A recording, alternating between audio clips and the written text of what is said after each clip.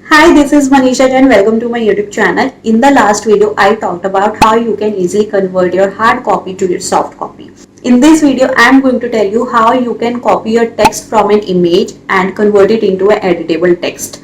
So let's explore that in this video. In this video, I am going to use my laptop. In the last video, I used my mobile phone. To copy your text from an image, you first need to install an extension called copy face free OCR software. Okay, that is easily available on Google. Also, I have mentioned the link to the extension in the description box. You can easily click and install. Let's find an image जिसका text मुझे copy करना है.